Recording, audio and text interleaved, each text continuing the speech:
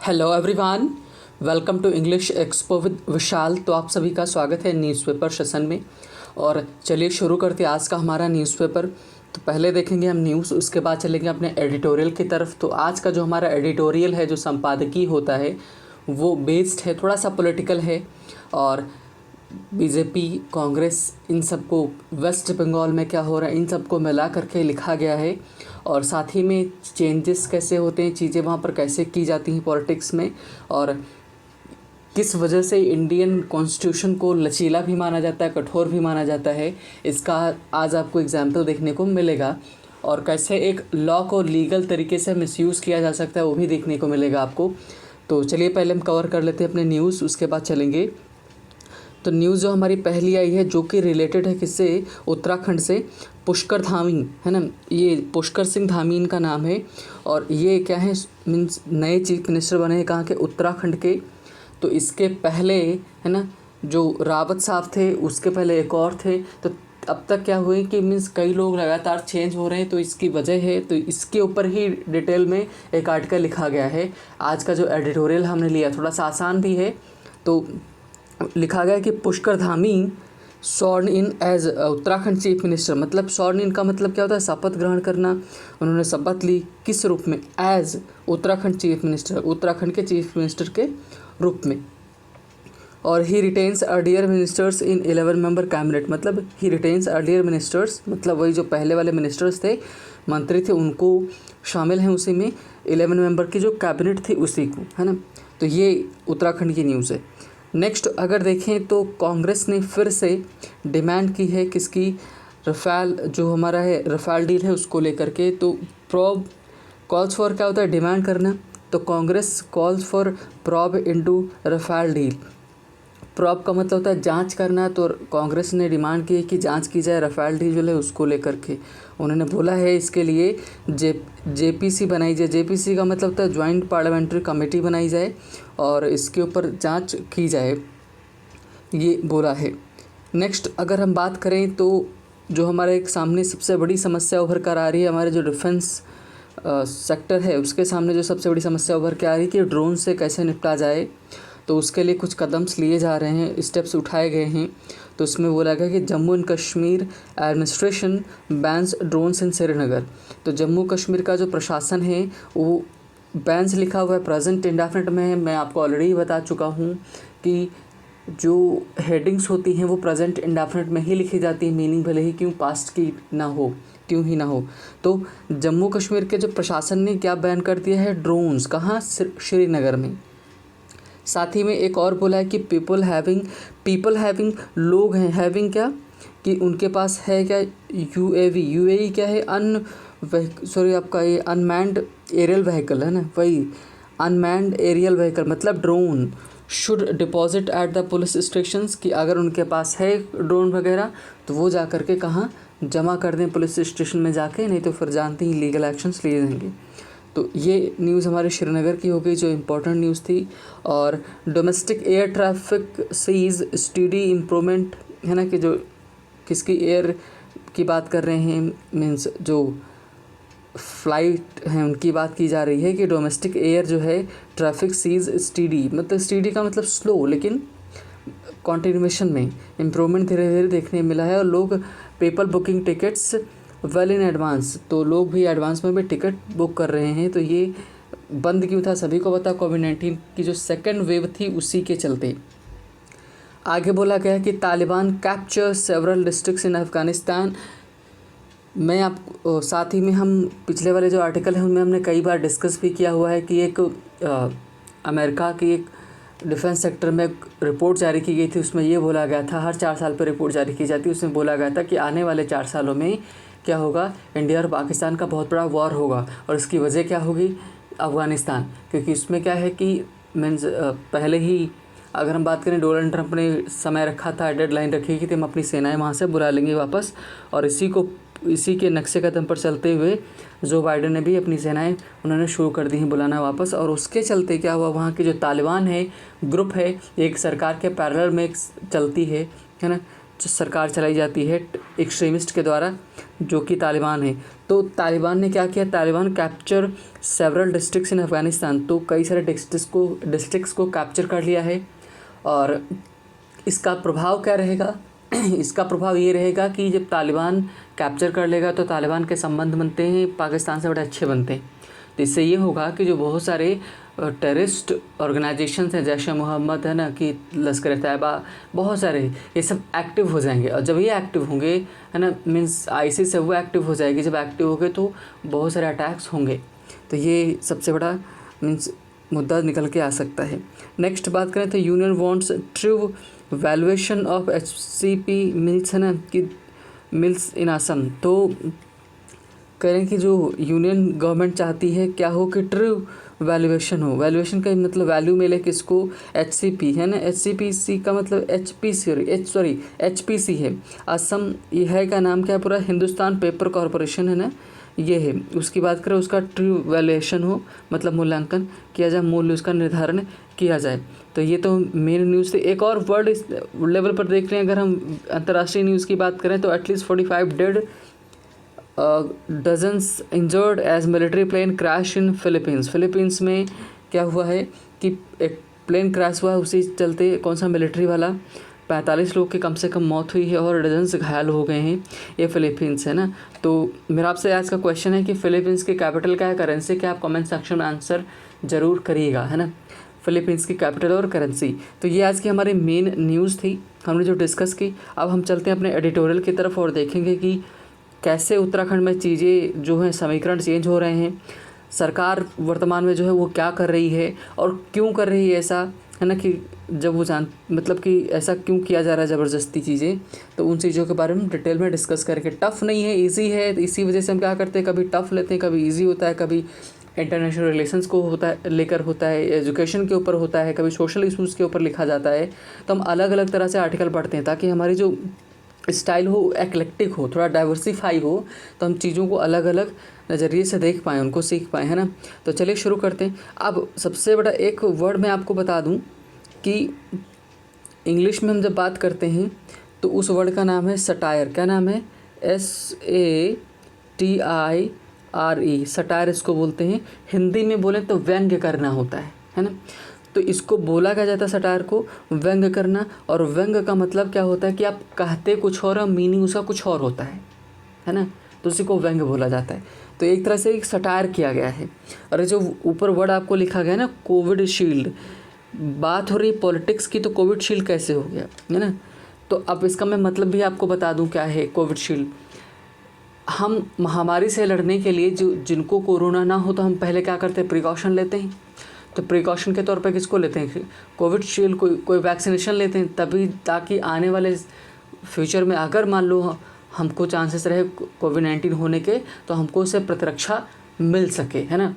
तो हम पहले से प्रिकॉशन लेते हैं। तो कोविड शील्ड कौन ले रहा है, ये वर्तमान में जो सरकार है उसके ऊपर कटाक्ष कर रहे हैं कि जो वर्तमान में सरकार है वो कोविड शील्ड का एक टीका ले रही, ताकि पॉलिटिक्स में जब आए, है ना। ये मैं बोला सटायर है, कहना कुछ और चाहता है, लिखा उसने कुछ और है ना। कि मीन्स कोविड शील्ड का मतलब क्या, प्रोटेक्शन ले रही है, एक ऐसा कदम उठा रही है जिससे आगे आने वाली जो चीज़ें हैं वो सही हो जाएं, है ना। तो उसके तौर पे ले रही है। तो एक कहावत है, कहते हैं कि जो कभी कभी बड़े बड़े वॉर जीतने के लिए छोटे छोटे वॉर जो होते हैं उनको हारना पड़ता है। अब बड़ा वॉर कौन सा है, उसके लिए कौन सा इम्पोर्टेंट वॉर है, उसको कौन सा जीतना चाहते हैं, इस वजह से हार रहे हैं। हम अब पूरा पढ़ेंगे जब आप तो आपको पता चलेगा कि पॉलिटिक्स कैसे होती है, कैसे वहाँ पर हम लीगल चीज़ों से इलीगल चीज़ें कैसे करते हैं, वो आपको देखने को मिलेंगी। और ये सिर्फ एक पार्टी की नहीं, सब पार्टियां करती हैं। अब आगे चलिए पढ़ना स्टार्ट करते हैं। द चेंज, है ना। तब आपको ये कोविड शील्ड का सटायर क्यों मैंने बोला, ये समझ में आएगा जब पूरा पढ़ोगे तब। चलिए देखते हैं। The change at the helm in Uttarakhand seems triggered by legal and political obstacles, है ना। द चेंज, पहली बात तो चेंज तो होता है, वर्ब भी होता है, और चेंज हम नाउन की तरह भी इस्तेमाल कर सकते हैं। तो कह रहे द चेंज, जो परिवर्तन हुए, कहाँ पर, एट द हेल्म। हेल्म जो होता है पतवार बोला जाता है, जिसे हम नाव चलाते हैं। तो जब हम जब पानी में जो इसको एक थोड़ा सा एक स्टिक की तरह रहता है, हम उससे पानी को पीछे ढकेलते हैं, नाव आगे जाती है, उसी को हेल्म बोलते हैं। तो वो क्या करती है, संचालन करती है नाव का। तो इसी वजह से जब ये संचालन के सेंस में यहाँ पर लिया गया है, शासन के सेंस में लिया गया है। तो कह रहे हैं कि जो परिवर्तन है शासन में, कहाँ, उत्तराखंड में, सीम्स प्रतीत होता है, ट्रिगर्ड बाई लीगल, है ना, ट्रिगर्ड बाई मतलब के कारण से कुछ चीज़ घटित होना, ट्रिगर्ड बाई किसके द्वारा ये घटित हुई है, लीगल मतलब कानूनी, पॉलिटिकल ऑब्स्टैकल्स मतलब कि जो राजनीतिक जो कठिनाइयाँ हैं उसके चलते ये हो रहा है ना। तो पूरी लाइन का मतलब समझो, बता रहे हैं कि जो उत्तराखंड में परिवर्तन हुए हैं राजनीति में प्रशासन को लेकर के, ये पॉलिटिकल रूप से ट्रिगर्ड किए गए हैं, मीन्स राजनीतिक कारणों की वजह से ये हो रहा है, ये बोला इन्होंने। अब जरा थोड़ा सा देख लेते हैं इसका structure. The change at the helm in Uttarakhand, ये इस सेंटेंस का सब्जेक्ट है और ये है फ्रेज़ है, क्या है, फ्रेज़ है ना। तो अब फ्रेज़ और नाउन में कौन सा फ्रेज़ है, नाउन फ्रेज़ है। तो जो काम नाउन करता है वही नाउन फ्रेज़ करता है, वही नाउन क्लॉज भी काम करता है। तो कहने का मतलब क्या है, नाउन सब्जेक्ट की तरह आ सकता है, ऑब्जेक्ट की तरह आ सकता है, सब्जेक्ट कॉम्प्लीमेंट आ सकता है, वर्ब ऑब्जेक्ट कॉम्प्लीमेंट आ सकता है। तो वैसे ही इसको हम सब्जेक्ट की तरह इसको इस्तेमाल किया गया है। तो चलिए हम आगे देखते हैं, पढ़ना स्टार्ट करते हैं। Pushkar Dhami has replaced Tirath Singh Rawat as the new chief minister of Uttarakhand. कह रहे कि जो पुष्कर धामी हैं, हैज़ रिप्लेस्ड प्रेजेंट परफेक्ट में लिखा गया, काम पूरा हो गया है।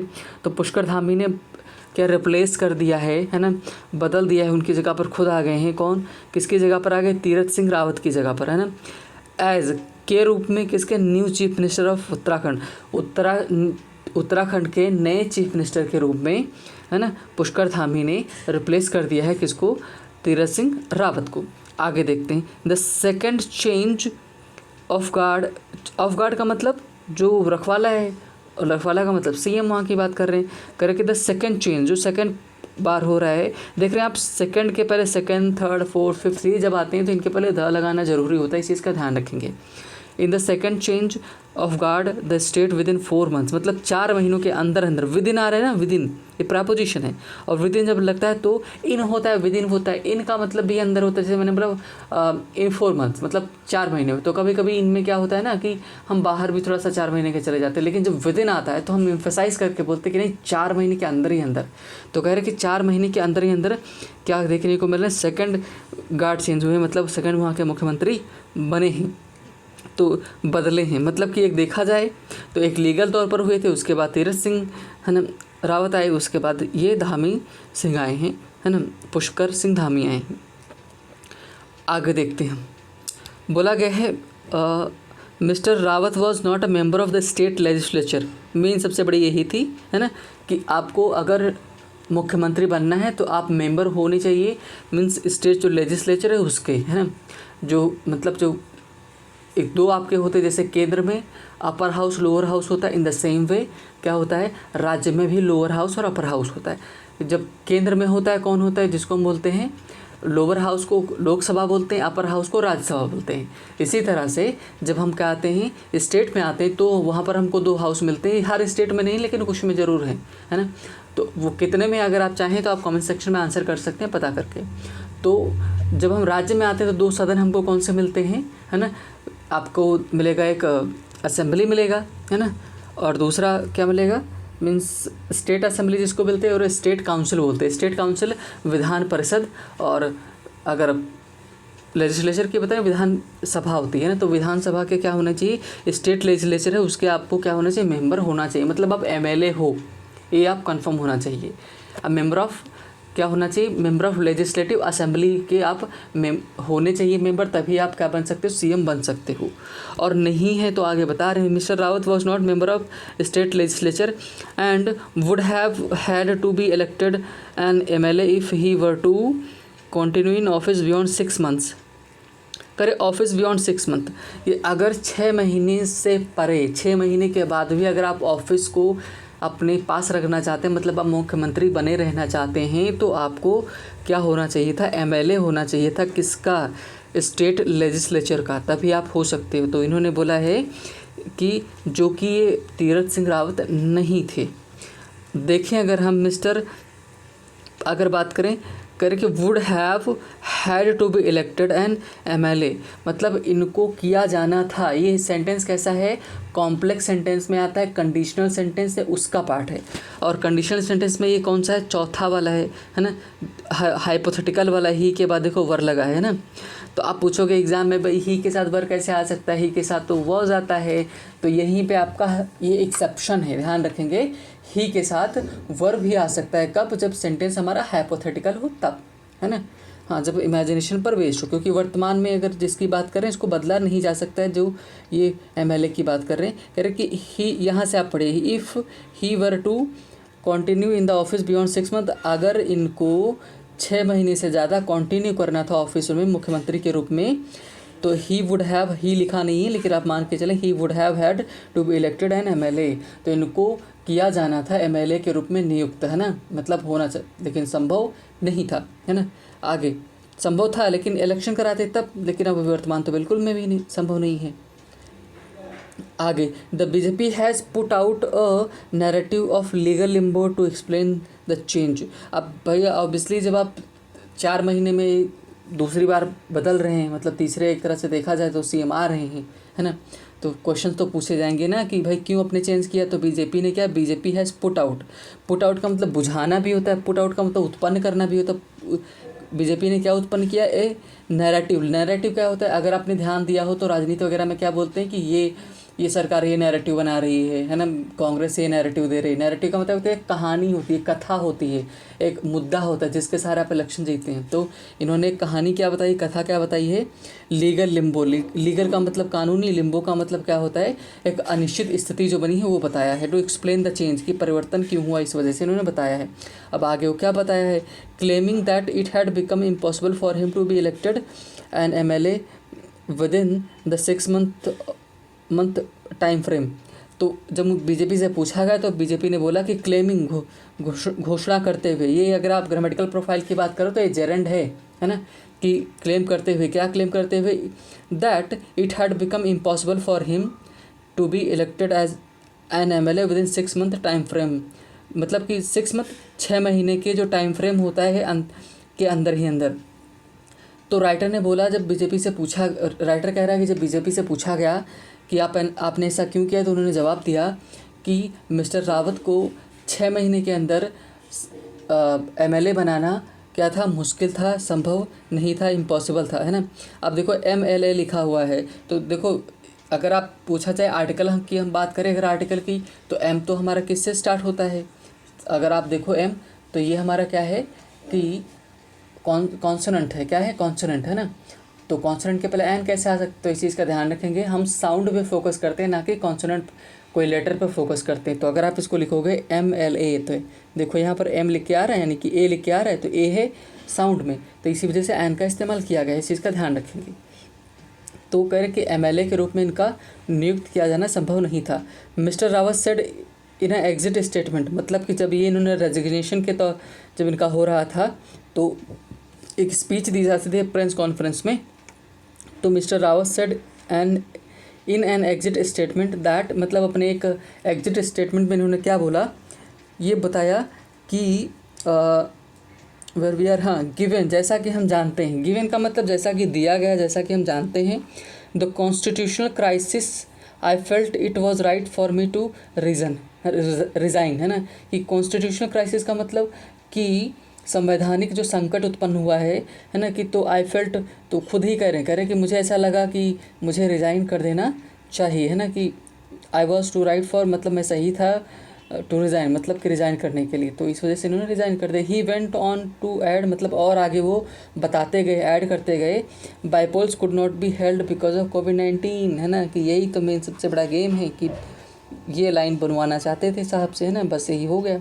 और ये इनको फ़ायदा इसका दूसरे स्टेट में मिलेगा, और जो भी थोड़ा सा पॉलिटिक्स में इंटरेस्ट रखते हैं, जब मैंने बोला कि इनको दूसरे राज्य में इसका फ़ायदा मिलेगा, वो समझ गए होंगे मैं किस राज्य की बात कर रहा हूँ, है ना, कि करके बाईपोल्स। तो भाई जब आपको MLA बनाना होता है तो क्या करना होता है कि आपको बाईपोल्स कराने होते, उपचुनाव कराने होते, तो bypolls could not be held because of कोविड-19। कह रहे हैं कि जो बाईपोल्स हैं, उपचुनाव हैं, वो नहीं कराए जा सकते, किसकी वजह से, कोविड-19 की वजह से। ये कारण दिया। Which was not his decision, है ना, कर कि राइटर कह रहा है कि which was not his decision, ये इनका खुद का डिसीजन नहीं था, ये राइटर का मानना है। और द बीजेपी टू टेक, है ना, कि ना तो ये बीजेपी का, है ना, ये था, ये बता रहे हैं। आगे देखते फिर था किसका, जरा देखते हैं। The representation of people act 1951 mandates, है ना, मैंडेट्स का मतलब होता है आवश्यक बना देना, कोई घटित होने के लिए मजबूर करना। तो बता रहे हैं कि रिप्रेजेंटेशन ऑफ पीपल एक्ट 1951, तो इसको आप अंडरलाइन करिए और सर्च करिएगा, फिर भी आपको जानकारी यहाँ पर मिलेगी, लेकिन और डिटेल में इसको पढ़िएगा।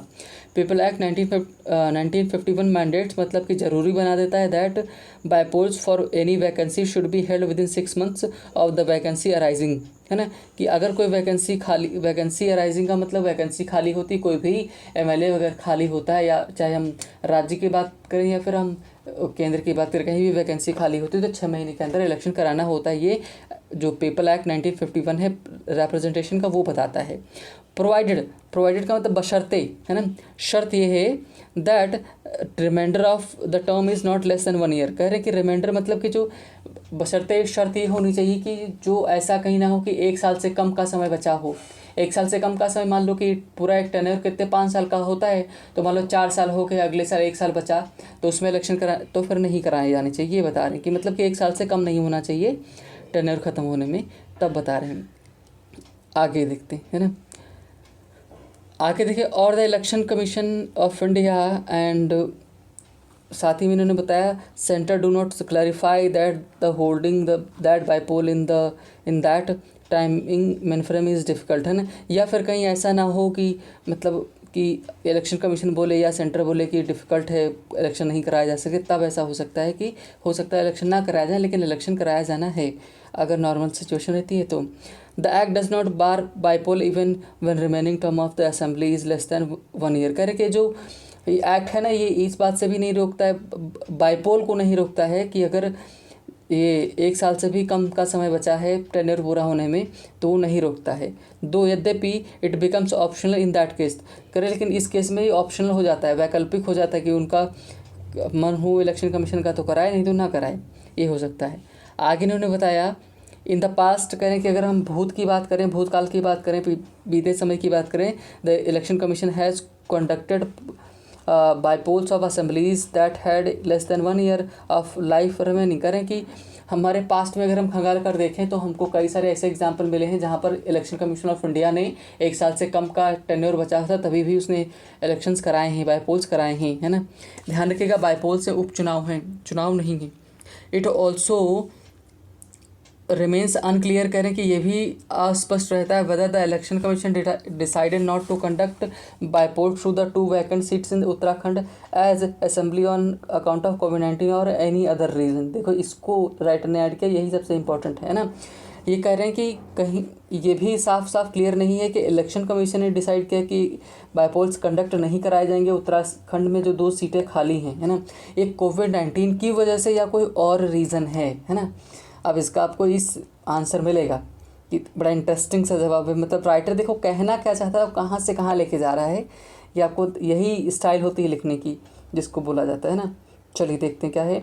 The change of guard appears to be a political decision of the BJP, है ना, कह रहे कि जो चेंज ऑफ गार्ड है मतलब कि जो सीएम का बदलना, ये एक राजनीतिक निर्णय दिखता है ना, और बीजेपी का, बट लेकिन party does not want it appear so, है ना, कि लेकिन पार्टी चाहती है ना, not want it to appear so मतलब, लेकिन ऐसा पार्टी जो है बीजेपी वो ये चाहती है कि लोगों को ऐसा ना लगे कि हम गलत कर रहे हैं, कि ऐसा प्रतीत ना हो कि गलत हो रहा है। ओवर 2 टर्म्स मतलब अगर हम बात करें कि 2 टर्म्स की बात करें, मतलब 10 सालों की अगर हम बात करें, बीजेपी हैज़ हैड 7 CMs इन, है ना, स्टेट। मतलब देखो यहाँ पर इस सेंटेंस को ज़रा देखिए, बीजेपी हैज़ हैड, अब बोलोगे हैज़ भी आया हैड भी आया, क्या कन्फ्यूज़न है, मिसप्रिंट तो नहीं हो गया? नहीं, बिल्कुल भी मिसप्रिंट नहीं हुआ है ना। पहला जो हैज़ है वो है क्या, हेल्पिंग वर्ब, दूसरा हैड है वो क्या है, मेन वर्ब। तो आपको पता होना चाहिए कि हैव जो होता है वर्ब की फर्स्ट फॉर्म है, इसके सेकंड फॉर्म हैड होती, थर्ड फॉर्म हैड होती, ING हैविंग होती, जो यस और यस हैज़ होती है ना। तो इस चीज़ का ध्यान रखेंगे और इसको हम हेल्पिंग वर्ब की तरह भी इस्तेमाल करते हैं।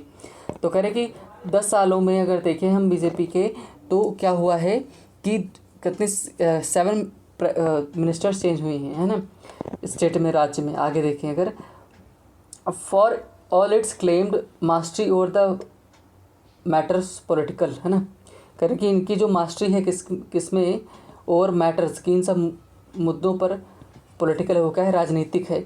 The party picked the wrong horse in mister Rawat, कह रहे कि ये पार्टी ने क्या किया, रॉन्ग हॉर्स को मतलब उठाया, गलत घोड़े को उठाया। रॉन्ग हॉर्स का मतलब क्या है कि गलत सीएम को चुना, है ना। क्यों गलत सीएम, उनको पता था कि ये एमएलए नहीं है तो इनको 6 महीने के अंदर हटाना पड़ेगा या उपचुनाव कराना पड़ेगा। उपचुनाव हो नहीं सकते, है ना, तो इनको हट नहीं पड़ेगा। एंड क्या होगा, and admission implied in his replacement, है ना। और सच्चा मतलब चीज़ें क्या होंगी कि इनके रिप्लेसमेंट पर डिपेंड करेगी, इनको रिप्लेस होना ही पड़ेगा। Far from putting the BJP house in order, मतलब कि बहुत ही दूर क्या बीजेपी हाउस को ऑर्डर में रखने में, mister Rawat tenure of nearly 4 months aggravated the tension with in the state unit and embarrass the party elsewhere.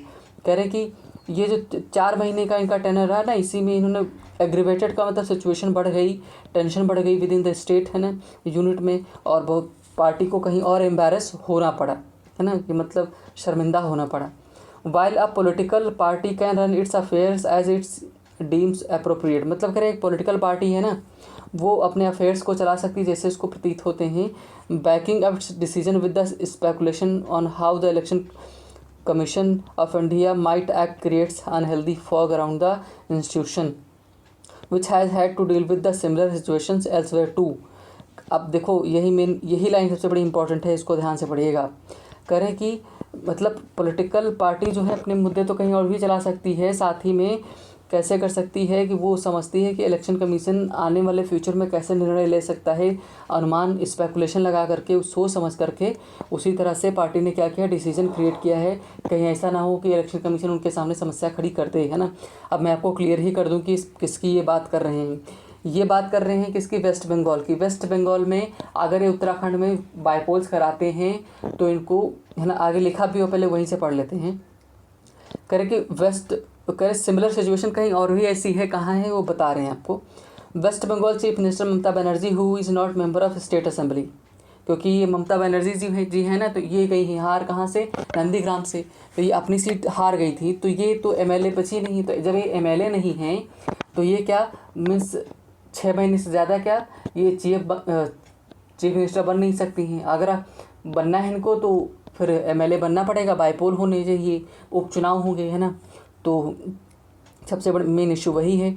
तो इनको क्या बनना है कि needs to be elected within 4 months, मतलब इनको 4 महीने के अंदर अंदर इलेक्ट होना है, किसके, एमएलए के रूप में। The assembly have 7 seats vacants but there is no clarity regarding ECI, मतलब election commission of India's plans to hold bypolls, मतलब कि कह रहे हैं कि वेस्ट बंगाल में क्या 7 सीटें खाली हैं, लेकिन अभी तक इलेक्शन कमीशन ऑफ इंडिया ने कोई क्लियर नहीं किया है कि वो वहाँ पर इलेक्शन कराएंगे।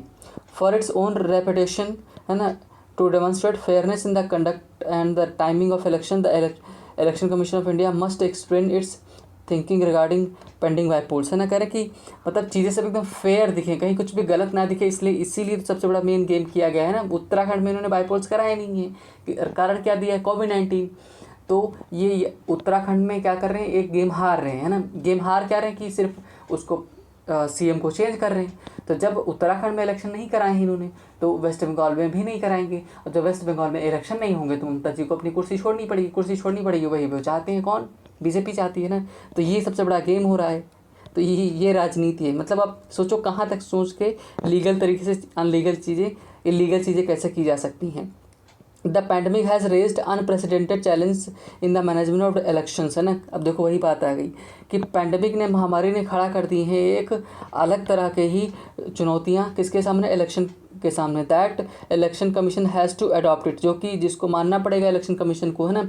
It must do so in the transparent manner, और इसको इस तरह से करना चाहिए, ज़रूर करना चाहिए, ट्रांसपेरेंट मैनर में करना चाहिए, है ना। दैट इट एक्शंस और silence do not appear designed और अकोमोडेट पॉलिटिकल मीन्स मैकेनेशंस, है ना, मैकेनेशंस। अब पूरे का मतलब समझो क्या कह रहे हैं, ये कह रहे हैं कि मतलब इनको इतना ऐसे तरीके से किया गया है, फेयर चीज़ों में की गई हैं, सही तरीके से किया गया ताकि लोगों को गलत ना लगे, है ना, कि बीजेपी ने जब अपने राज्य में ऐसा नहीं किया तो आपके में क्यों कराए, है ना। तो इस लोगों को तो यही लगेगा, लेकिन उनको मेन उनका इशू क्या है, मेन मुद्दा ये है कि उनको वेस्ट बंगाल में इलेक्शन नहीं कराना है। तो वेस्ट बंगाल में इलेक्शन आप नहीं कराओगे, तो अगर आप उत्तराखंड में करा देते तो आपके ऊपर फिर ब्लेम लगते, आप उत्तराखंड में आपकी सरकार है तो इसलिए आपने इलेक्शन करा दिए, बाई पोल्स करा दिए, वेस्ट बंगाल में क्यों नहीं करा रहे। तो जब वो खुद उत्तराखंड में नहीं इलेक्शंस करा रहे हैं तो वेस्ट बंगाल में कैसे कराएंगे। कारण क्या दे रहे हैं कि कोविड-19। तो ममता जी को क्या करना पड़ेगा, अपनी सीट से उतरना पड़ेगा, और जो उतरेंगी तो वहाँ के पॉलिटिकल जो राजनीतिक समीकरण हैं वो बदलने वाले हैं, है ना। तो ये सारी चीज़ें गेम हो रहा है किसका, पॉलिटिक्स का। तो आई होप कि आपको चीज़ें समझ में आई होंगी कि कैसे चीज़ें हो रही, कैसे चीज़ें चल रही हैं, है ना। तो ये है आज का हमारा आर्टिकल था जो हमने डिस्कस किया। तो आई होप कि होपफुली आपको पसंद आया होगा। तो चलिए आज यहीं पर एंड करते हैं, हमारे ये वीडियो का एंड है। और thank you for watching the video.